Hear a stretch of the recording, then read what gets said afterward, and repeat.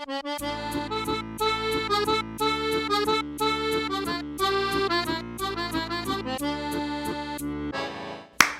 back to Class 4 in the series of healthcare workers and why they have to laugh. Most people, when they think of laughter as the best medicine, who do they think of? Patch Adams, the real guy. As I told you before, Patch heard about this series and invited me to his home and wanted to be a part of the series. Patch is a really unique cat. He's nothing like Robin portrayed him in the movies we talked about before. Patch is Patch. He's an intense, loving, caring man who cares about the world. And that's what you're going to see right now in this particular class. Now, Bernie's going to kind of set it up, and then from there, Patch is going to take it away. As Jung said, trying to be normal is only for those people who feel inadequate to begin with. So if you're going to be a clown, see, if you're hidden as a clown, that's another thing. But I still think it takes courage to be a clown. But if you're going to be a clown and not hidden, behind makeup, it takes courage because you're not worrying about what do they think about my behavior. Patch Adams and I, who are also friends, were walking through the airport one day after a meeting. And my wife, I noticed, dropped behind us, but we're busy talking. And I said to her, "What are you doing? Why don't you walk with us?" She said, "Honey, you have no idea what you two did to the airport. Here's this guy, 6'6", with long hair, crazy outfit, another guy with a shaved head. The look on everybody's face was, I wonder where they escaped from, So she said, I had such a wonderful time just watching the reaction. When I first started going clowning in poor countries, it was Russia 25 years ago, and it was the first time I was in a hospital that didn't have any pain medicine.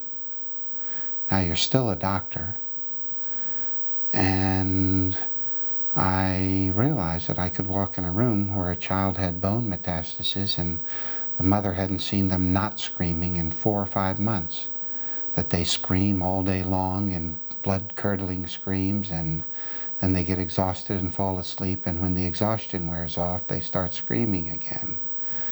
And it was a shock for me to see that 80% of the time I could walk in the room, and if I stayed an hour, the child would be pain-free. I have often thought that I was more happy for the mother than for the child. The child is dying, and maybe it notices an hour of pain-free, but the mother sure notices it. Patch had a tough early life in a lot of ways, but he found again that humor too, that he could accept himself. When you make others laugh, when you're working with love and laughter, you heal yourself. My clown character is a Down syndrome adult, because that's where I found unconditional love and funny in adults. They were the purest form. I mean, mostly people are seduced by friendliness and tenderness. I've clowned in 68 countries, and people everywhere are beautiful. I've probably been at 10,000 deathbeds as a clown. I've seen a lot of horrible things, and in a given moment, people want to enjoy, even at a horrible moment.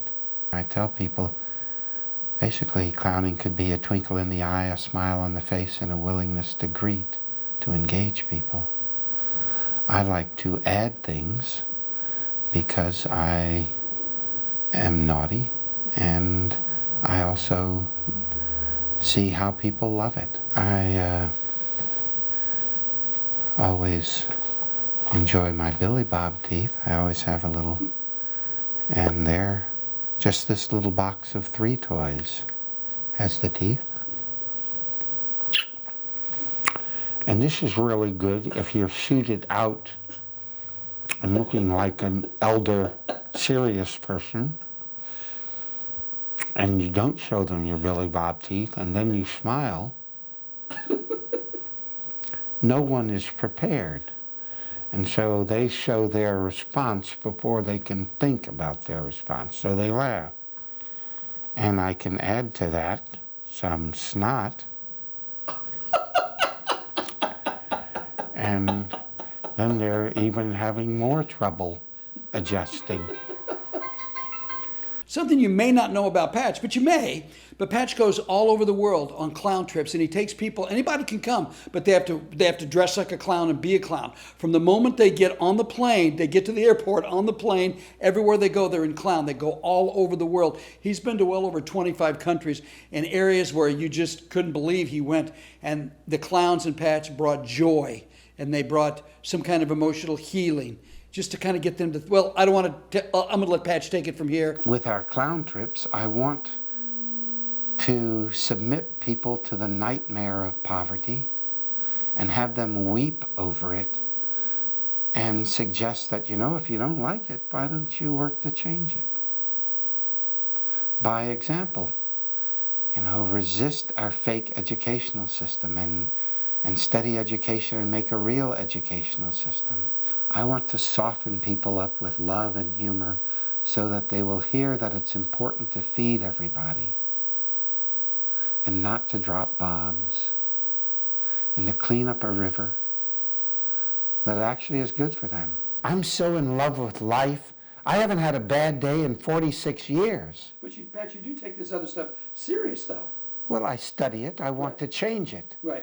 I notice if I am overwhelmed by it and saddened by it and angry by it, well, then I become it. That's not going to make me an effective changer. Something I'm going to set up now, but I didn't set up in the original interview when I went to Patch's home.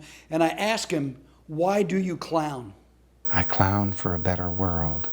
It's Patch Adams, ladies and gentlemen, an extraordinary man, and he still does it all over the world. If you ever want to go on a clown trip, just get a hold of Patch Adams. Just type in the Gesundheit Institute of Patch Adams. You're going to find how to go, and you can go all over the world and help people by clowning and bringing joy to them in their time of need, and I was going to say tough times, because that's basically what they do.